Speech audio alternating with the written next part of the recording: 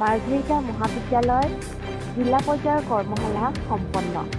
পৰিৱেশ, বন আৰু জলবায়ু পৰিৱৰ্তন মন্ত্ৰণালয়ৰ পৃষ্ঠপোষকতাত পৰিৱেশ শিক্ষা কাৰ্যসূচীৰ অধীনত তথা অসম বিজ্ঞান প্ৰযুক্তি আৰু পৰিৱেশ পৰিষদৰ সহযোগত মাৰ্ঘেৰিটা মহাবিদ্যালয়ৰ ইকো ক্লাবৰ উদ্যোগত মাৰ্ঘেৰিটা মহাবিদ্যালয়ৰ জিলা পৰ্যায়ৰ কৰ্মশালা অনুষ্ঠিত কৰা হয়।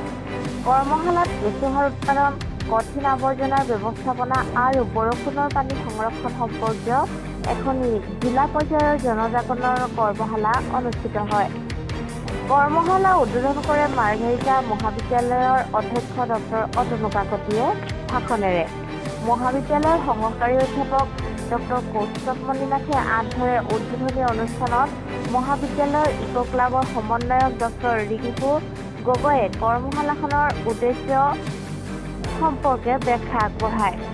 কৰ্মশালাখনত সমল ব্যক্তি গ্ৰীণ অসমৰ সঞ্চালক বিজ্যোতি বৰুৱাই কেঁচুসাৰ উৎপাদন তথা জৈৱিক আৱৰ্জনাক পচন সাৰলৈ ৰূপান্তৰিত কৰা প্ৰক্ৰিয়া আৰু লাভ সম্পৰ্কে বিশদভাৱে আলোচনা আগবঢ়ায়। তেওঁৰ পাছতে ফিডবেক ফাউণ্ডেশ্যন চেৰিটেবল ট্ৰাষ্টৰ মহাপ্ৰবন্ধক তনু সোণোৱাল কঠিন আৱৰ্জনা ব্যৱস্থাপনা, আৱৰ্জনা পৃথকীকৰণ আৰু পুনৰ ব্যৱহাৰৰ সঠিক পদ্ধতি ব্যাখ্যা আগবঢ়ায়। কৃষি বিভাগৰ সহকাৰী কাৰ্যবাহী অভিযন্তা সত্যজিৎ বৰগোহাঁয়ে বৰষুণৰ পানী সংৰক্ষণ তথা ফলপ্ৰসূভাৱে বৰষুণৰ পানী সংৰক্ষণৰ কৌশল সম্পৰ্কে আলোকপাত কৰে। কৰ্মশালাখনত মাৰ্ঘেৰিটা উপজিলাৰ 10খন বিদ্যালয়ৰ ছাত্ৰ-ছাত্ৰী তথা মাৰ্ঘেৰিটা মহাবিদ্যালয়ৰ ছাত্ৰ-ছাত্ৰীসকলে অংশগ্ৰহণ কৰে।